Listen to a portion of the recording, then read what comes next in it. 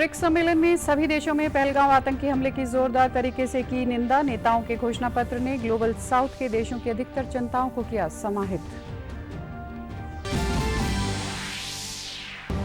चंडीगढ़ में आयोजित हुआ बाबा लखी शाह वंजारा की जयंती पर राज्य स्तरीय समारोह। मुख्यमंत्री ने कहा, सिख इतिहास में गुरु भक्ति और साहस के ऐसे उदाहरण को युगों तक किया जाएगा याद।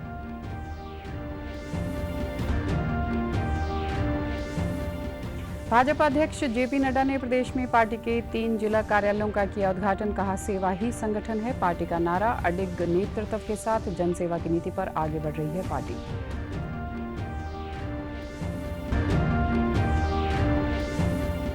और पिंजौर में 3 दिवसीय 32वें मैंगो मेले का हुआ समापन। 2.5 लाख से अधिक लोगों ने पहुंचकर बनाया इतिहास। आम उत्पादकों को पहली बार स्टॉल पर हुई 25 लाख से अधिक की बिक्री। नमस्कार, मैं हूं आरजू। अब समाचार विस्तार से। भारत ने कहा कि ब्रिक्स के नेताओं के घोषणा पत्र ने ग्लोबल साउथ के देशों की अधिकतर चिंताओं को समाहित किया है। ब्राजील के रियो द जेनेरियो में ब्रिक्स शिखर सम्मेलन के पहले दिन के समापन के बाद संवाददाताओं से बातचीत में विदेश मंत्रालय में आर्थिक संबंधों के सचिव दम्मू रवि ने कहा कि प्रधानमंत्री नरेंद्र मोदी ने बहुपक्षीय वैश्विक संगठनों में सुधार की आवश्यकता की बात जोरदार तरीके से कही। प्रधानमंत्री ने स्मरण करते हुए कहा कि 20वीं सदी के संगठनों में 21वीं सदी की चुनौतियों से निपटने की क्षमता का अभाव है और बहुध्रुवीय तथा समावेशी विश्व व्यवस्था की आवश्यकता है। एक सत्र में प्रधानमंत्री ने कहा कि संयुक्त राष्ट्र सुरक्षा परिषद, IMF, विश्व बैंक और WTO में समकालीन वास्तविकताओं और चुनौतियों को दर्शाने के लिए तत्काल सुधार की आवश्यकता है। सचिव दम्मी रवि ने भी कहा कि शिखर सम्मेलन में पहलगांव आतंकवादी हमलों की निंदा सभी देशों ने जोरदार तरीके से की। उन्होंने कहा कि घोषणा पत्र भारत के पड़ोसी देश को एक कड़ा संदेश देता है। उन्होंने कहा कि प्रधानमंत्री ने महत्वपूर्ण खनिजों की आपूर्ति श्रृंखला और जिम्मेदार AI पर कार्य करने, इसे सुरक्षित और लचीला बनाने पर ध्यान केंद्रित करने के लिए ग्लोबल साउथ के देशों द्वारा ब्रिक्स में विज्ञान और अनुसंधान कोष स्थापित करने के सुझाव दिए। In strongest terms, he underlined that the attack, the Pahalgam attack, terror attack, is an onslaught on the entire humanity. He also noted that those funding, promoting and providing safe havens to terrorists must be dealt with in the harshest terms. In the session on strengthening multilateralism, economic, financial affairs and artificial intelligence, Honorable Prime Minister expressed that diversity and multipolarity were valued strengths of the BRICS. प्रधानमंत्री नरेंद्र मोदी ने कहा कि किसी भी देश को महत्वपूर्ण खनिजों, प्रौद्योगिकी और आपूर्ति श्रृंखलाओं का अपने स्वार्थ के लिए हथियार के रूप में उपयोग नहीं करना चाहिए। रियो दे जेनेरियो में ब्रिक्स शिखर सम्मेलन के दौरान संवाद सत्र में प्रधानमंत्री ने कहा कि महत्वपूर्ण खनिजों और प्रौद्योगिकी क्षेत्र में अधिक सहयोग के साथ आपूर्ति श्रृंखलाओं को सुरक्षित और लचीला बनाने पर ध्यान देने की आवश्यकता है। प्रधानमंत्री ने कहा कि ब्रिक्स न्यू डेवलपमेंट बैंक परियोजनाओं में मांग आधारित निर्णय लेने, वित्तीय स्थिरता और अच्छी क्रेडिट रेटिंग बनाए रखने पर ध्यान केंद्रित किया जाना चाहिए। प्रधानमंत्री ने कहा कि 21वीं सदी में लोगों की प्रगति और कल्याण काफी हद तक प्रौद्योगिकी, विशेष रूप से आर्टिफिशियल इंटेलिजेंस AI पर निर्भर है।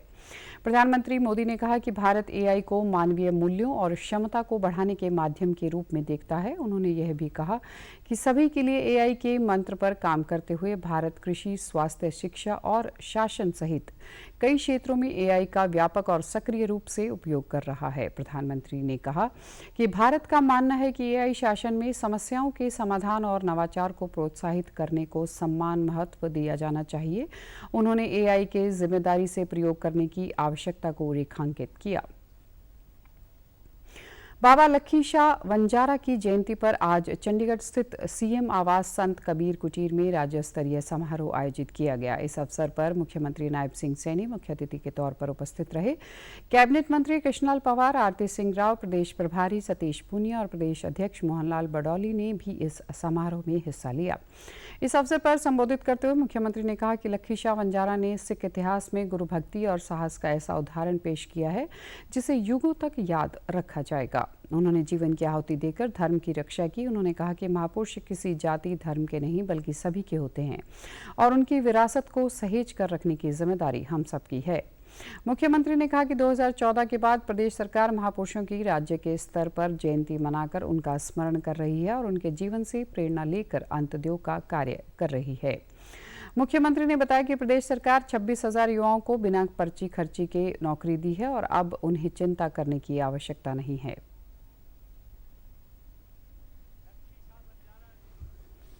जिन्होंने गुरु भक्ति और साहस का ऐसा उदाहरण पेश किया है, महापुरुष किसी भी जाति व धर्म के न हो करके ये सभी के होते हैं।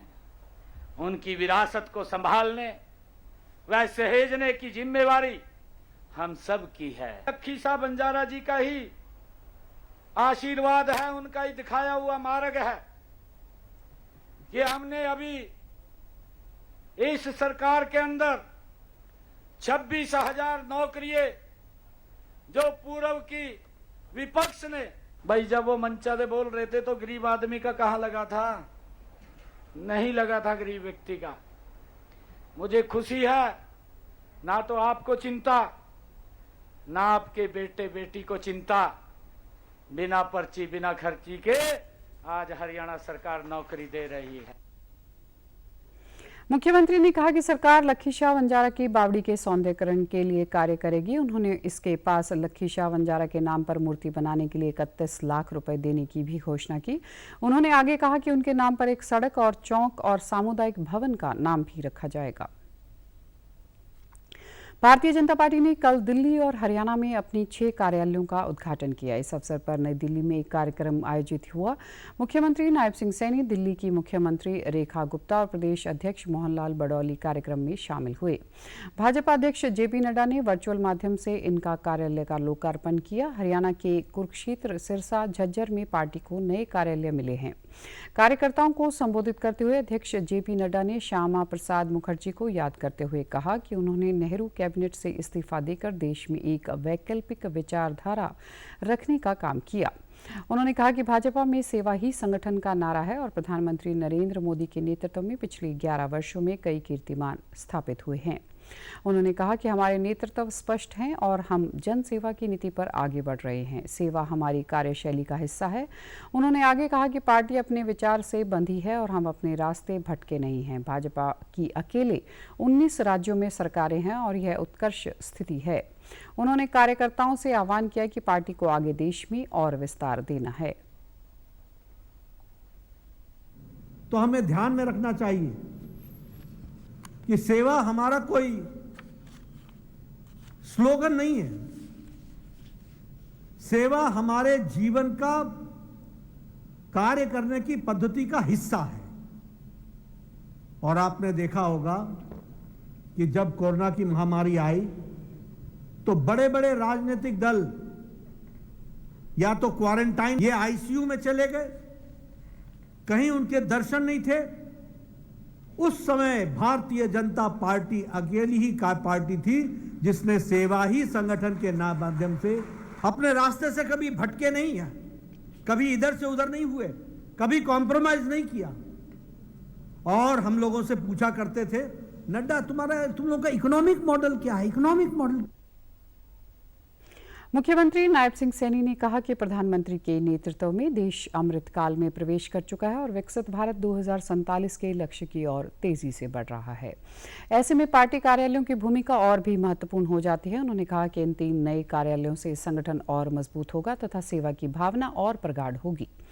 मुख्यमंत्री ने कहा कि ये कार्यालय उन दलों के लिए एक आईना भी हैं जो परिवारवाद और वंशवाद की राजनीति करते हैं।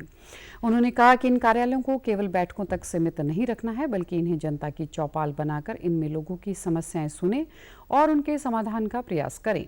मुख्यमंत्री ने कार्यकर्ताओं से कहा कि उन्हें विकसित भारत के संकल्प में विकसित हरियाणा का सबसे अधिक योगदान सुनिश्चित करना है।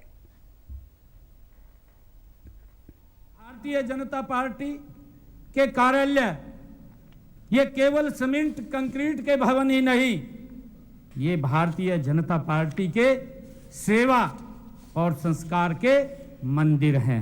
ये कार्यालय हमारे लिए कार्यकर्ताओं के व समर्थकों के मान सम्मान, उनकी ऊर्जा और सपनों का ये केंद्र है। जो 2029 का समय भी है, ये भारतीय जनता पार्टी का समय है।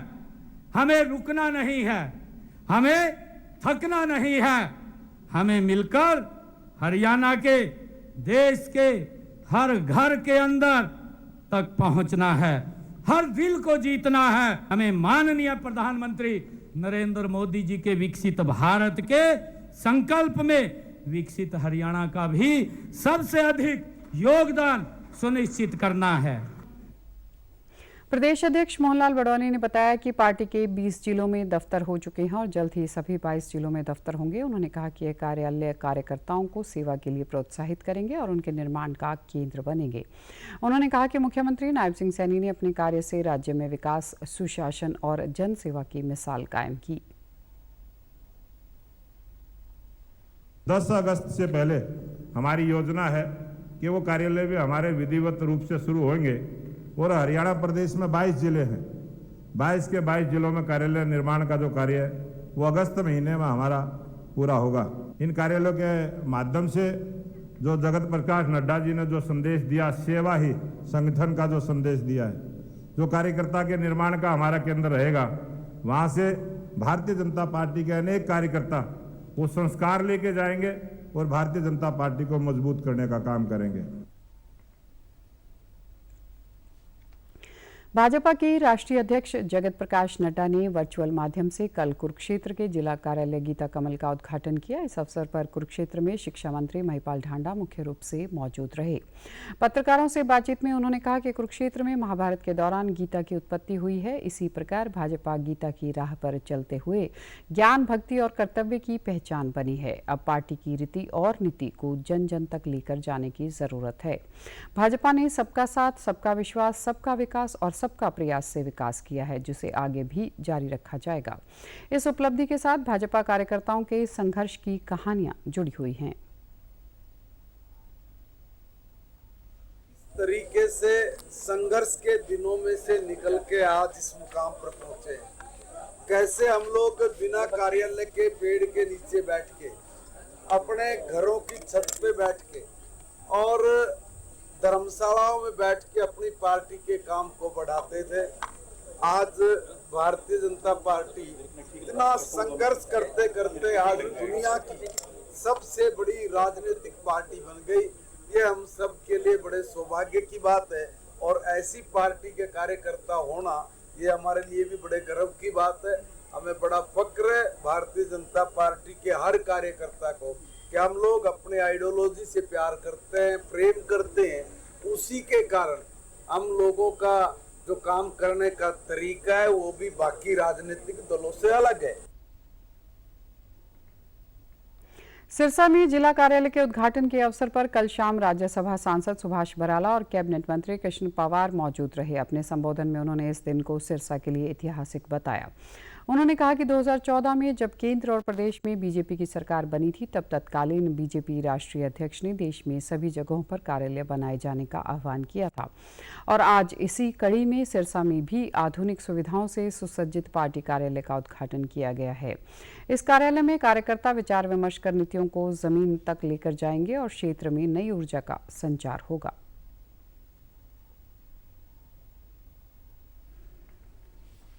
देश के अंदर भारतीय जनता पार्टी के कार्यालय बने और मुझे सौभाग्य मिला था उस समय पार्टी का अध्यक्ष होने के नाते कि एक साथ 15 जिलों के कार्यालयों का शिलान्यास उस समय जीन के कार्यक्रम में हुआ था और वो 15 कार्यालयों का निर्माण और उसके बाद एक एक करके हरियाणा प्रदेश के सभी जिलों में पार्टी के कार्यालय का निर्माण होकर के और पार्टी कार्यालय से संचालित हो।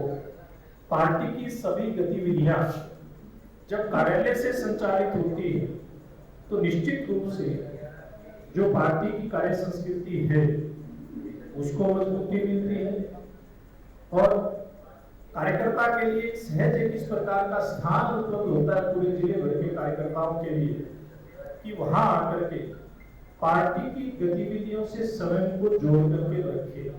और आज हम सब के लिए ये बहुत खुशी की बात है। भाजपा के झज्जर जिला कार्यालय के उद्घाटन पर प्रदेश प्रभारी सतीश पूनिया ने मुख्य अतिथि के तौर पर शिरकत की। उनके साथ कृषि मंत्री श्याम सिंह राणा और राष्ट्रीय सचिव ओम प्रकाश धनखड़ भी उपस्थित रहे। इस दौरान उन्होंने पत्रकारों से बातचीत में कृषि मंत्री श्याम सिंह राणा ने पार्टी संगठन की मजबूती पर जोर दिया। उन्होंने कहा कि जिस पार्टी का जहां कार्यालय होता है वहां संगठन मजबूत होता है। उन्होंने कहा कि भारतीय जनता पार्टी में हमेशा ही संगठन को प्राथमिकता दी जाती है। उन्होंने संगठन को लेकर कांग्रेस पार्टी पर कटाक्ष किया। सरकार तो बाद की बात है, संगठन रहेगा तो सरकार बनेगी। अगर संगठन ही नहीं है तो सरकार बनाना मुश्किल है। अगर आ भी जाए तो वो चलेगी नहीं। इसलिए ये जो संगठन है प्रायोरिटी पे भारतीय जनता पार्टी ने इसको समझा और लिया, फिर सरकार बनी। अब सरकार की चकाचौंध में संगठन गुम भी हो जाता है कई बार, लेकिन भारतीय जनता पार्टी ने संगठन को गुम नहीं होने दिया। सरकार की तो चकाचौंध अलग है, उस चकाचौंध में सारे शामिल होना चाहते हैं और संगठन के लोग भी। अगर ऐसे हो जाए तो फिर संगठन कमजोर हो जाएगा। लेकिन हमारे यहाँ संगठन प्रायोरिटी पे है। सरकार संगठन की बढ़ाई नीतियों को इम्प्लीमेंट करता है। वहीं भारतीय जनता पार्टी के राष्ट्रीय सचिव ओम प्रकाश धनखड़ ने कार्यालय के उद्घाटन अवसर पर कार्यकर्ताओं को बधाई दी। उन्होंने इसे संगठन की मजबूती के लिए पार्टी का बेहतर कदम बताया।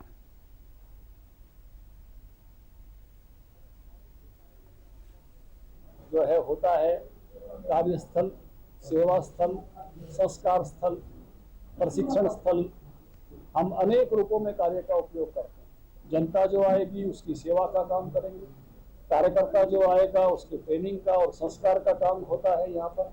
और किस प्रकार से अधिक जनता की सेवा हो सके उसके पर्यायी हमारे कार्यालय बने। एक संस्कार का वातावरण हमेशा कार्यालय के मध्य में रहे। प्रशिक्षण को हमने बहुत महत्वपूर्ण माना है, तो हमारी कार्य पद्धति को सीखे। भारतीय सेना ने कारगिल विजय दिवस की 26वीं वर्षगांठ के सिलसिले में आज चंडीगढ़ के डीएवी कॉलेज में परमवीर चक्र विजेता शहीद कैप्टन विक्रम बत्रा को भावभीनी श्रद्धांजलि दी। 13 जेके राइफल्स कारगिल के वीर योद्धा कैप्टन बत्रा ने वर्ष 1999 में आज ही के दिन ऑपरेशन विजय के दौरान देश के लिए सर्वोच्च बलिदान दिया था।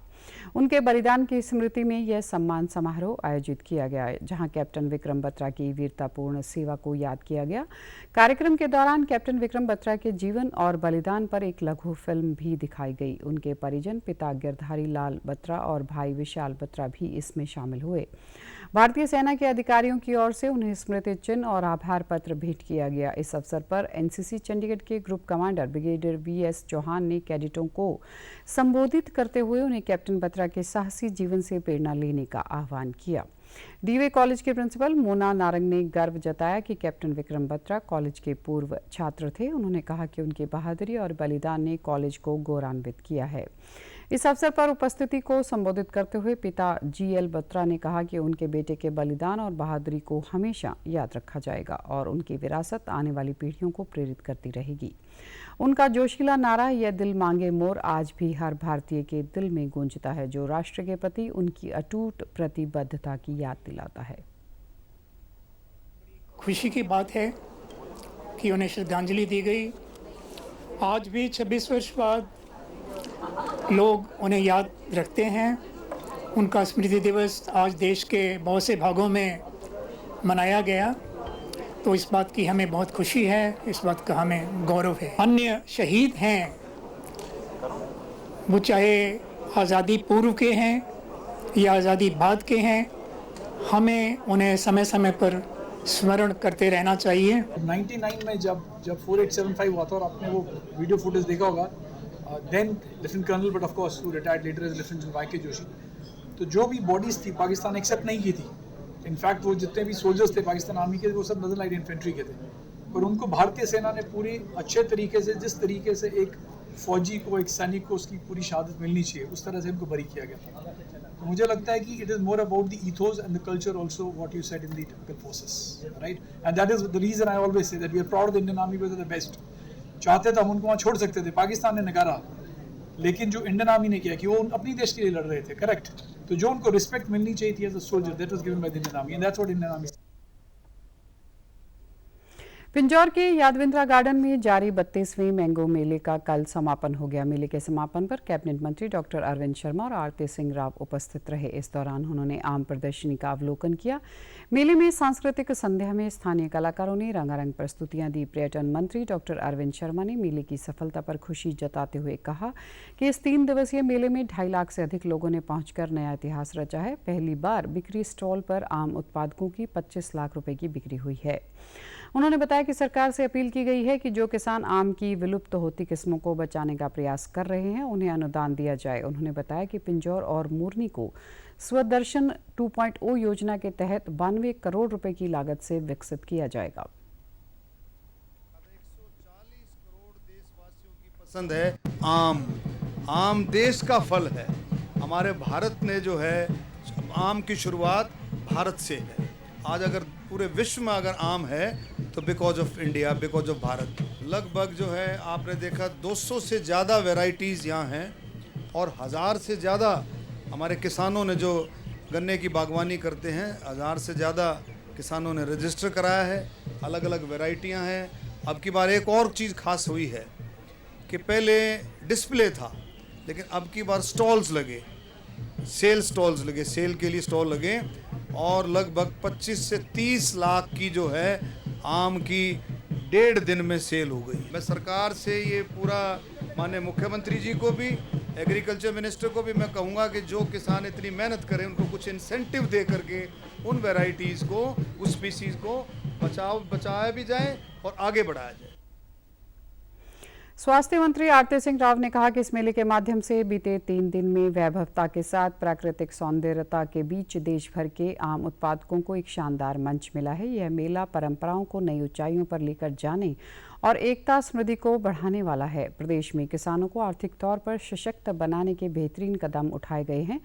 कैबिनेट मंत्री ने कहा कि 24 फसलों की एमएसपी पर खरीद से लेकर नकदी फसलों को बेहतर भाव दिलाने में सरकार अन्य राज्यों के लिए उदाहरण पेश कर रही है। शायद ही इससे पहले हुआ, तो मैं बधाई देना चाहूँगी डॉक्टर अरविंद शर्मा जी को कि आज इतना ही सक्सेसफुल मेला उन्होंने होस्ट किया है।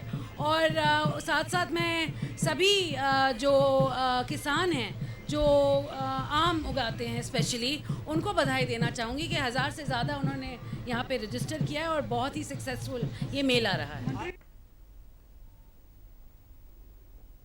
पाकिस्तान के लिए जासूसी के आरोप में गिरफ्तार यूट्यूबर ज्योति मल्होत्रा को 14 दिन के लिए एक बार फिर न्यायिक हिरासत में भेज दिया गया है। उन्हें आज वीडियो कॉन्फ्रेंसिंग के जरिए जिला अदालत में पेश किया गया।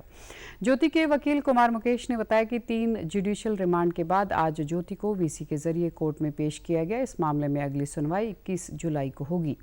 हर सुनवाई में 14 दिन की न्यायिक हिरासत बढ़ाए जाने के सवाल का जवाब देते हुए उन्होंने कहा कि अदालत की नियमित कार्रवाई है। जब तक पुलिस की जांच चलती है तब तक यह प्रक्रिया चलती रहती है। उन्होंने बताया कि वे इस सप्ताह ज्योति की जमानत याचिका भी दाखिल करेंगे। एक आरटीआई में यह बात भी सामने आई है कि ज्योति ने केरल सरकार के पर्यटन विभाग के लिए भी स्पॉन्सर वीडियो बनाए थे, जो कि ज्योति के पक्ष की बात है। रेलवे के लिए भी ज्योति ने स्पॉन्सर वीडियो बनाए हैं।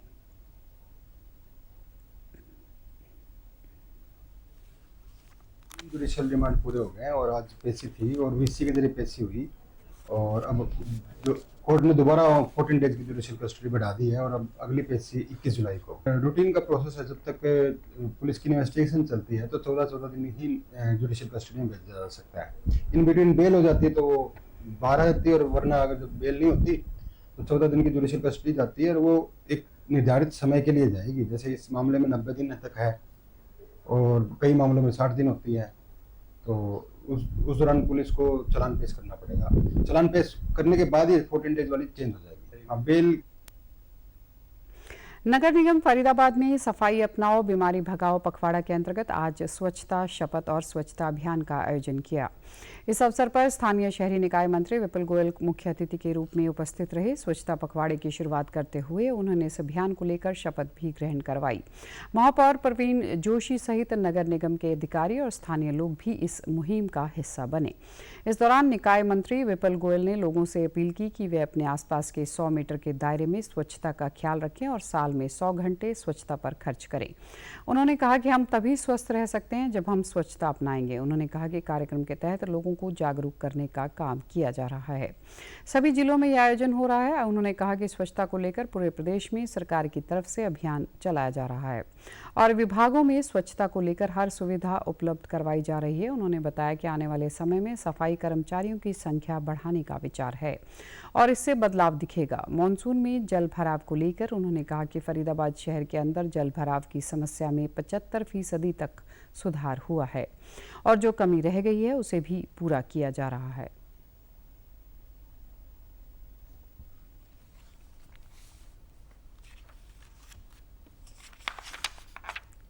का काम लोगों को जागरूक करने का कार्यक्रम की आज यहाँ पर शुरुआत थी। पहले पंचकुला के अंदर भी हुआ, हर डिस्ट्रिक्ट के अंदर इस तरीके के कार्यक्रम चल। 75% का सुधार फरीदाबाद के अंदर जल भराव के अंदर है और 25% का सुधार भी आप देखोगे। ये तो एक नेचुरल क्लाइमेट, ये प्राकृतिक आप वो है जिसका जो कि आप देखते हो बड़े बड़े देशों के अंदर भी 2, 4, 10 मिनट के लिए ऐसा काम हो जाता है, लेकिन इसे ऐसा ना ले।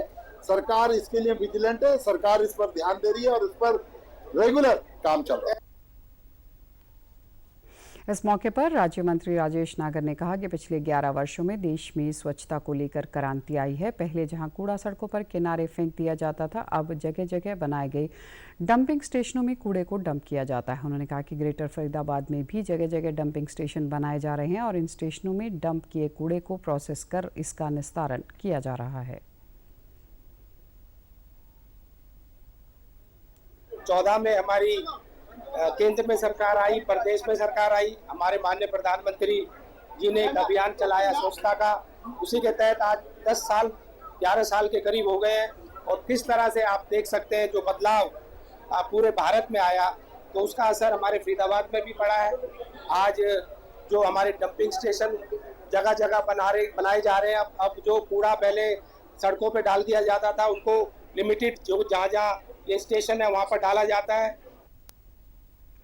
श्रावण मास के पहले सोमवार पर 14 जुलाई को ब्रजमंडल जलाभिषेक यात्रा को शांतिपूर्वक ढंग से संपन्न कराने के लिए जिला प्रशासन जी जान से जुट गया है। आज लघु सचिवालय में जिला उपायुक्त विश्राम कुमार मीणा ने पीस कमेटी के सदस्यों के साथ बैठक की। बैठक में सभी समुदाय के लोगों से अपील की गई कि यात्रा को शांतिपूर्वक ढंग से संपन्न कराने के लिए वे अपना सहयोग दें। पीस कमेटी की बैठक में भरोसा दिलाया गया कि दोनों समुदाय एक दूसरे के भाईचारे का पूरा ख्याल रखेंगे। बता दें कि 2 साल पहले यात्रा के दौरान विवाद होने की वजह से जिले की छवि को नुकसान पहुंचा था। अब इसे सफलतापूर्वक संपन्न कराने के लिए न केवल हिंदू मुस्लिम समाज के लोग आगे आ रहे हैं, बल्कि जिला प्रशासन भी कोई कोताही बरतने के मूड में नहीं है। अगले सोमवार को दोपहर 12 बजे यात्रा नल्लेश्वर मंदिर नूह से शुरू होगी। आयोजकों का कहना है कि इस बार दिल्ली, राजस्थान, उत्तर प्रदेश से भी बड़ी तादाद में लोग इस यात्रा में शिरकत करेंगे। उन्होंने बताया कि धर्म गुरुओं की टीम जल लेकर आएगी और उसे शिवलिंगों पर चढ़ाया जाएगा। जलाभिषेक करने के बाद यात्रा आगे बढ़ेगी। उन्होंने कहा कि जगह जगह सभी समुदाय के लोग स्टॉल लगाकर श्रद्धालुओं के लिए न केवल फूल बरसाने का काम करेंगे, बल्कि जलपान की भी उचित व्यवस्था की जाएगी। उपायुक्त विश्राम कुमार मीणा ने कहा कि यात्रा की सुरक्षा के पूरी तरह से इंतजाम किए जाएंगे। उन्होंने कहा कि सभी समुदाय के लोगों ने भरोसा दिलाया कि जिस तरह बीते साल शांतिपूर्वक माहौल में यात्रा संपन्न हुई थी, ठीक उसी तरह इस बार भी यात्रा संपन्न होगी। उन्होंने कहा कि श्रद्धालु धार्मिक यात्रा में शामिल होने के लिए आ रहे हैं, इसलिए हथियार लेकर आने पर पूरी तरह से पाबंदी है। साथ ही डीजे बजाने की अनुमति भी यात्रों में श्रद्धालुओं को नहीं दी जाएगी।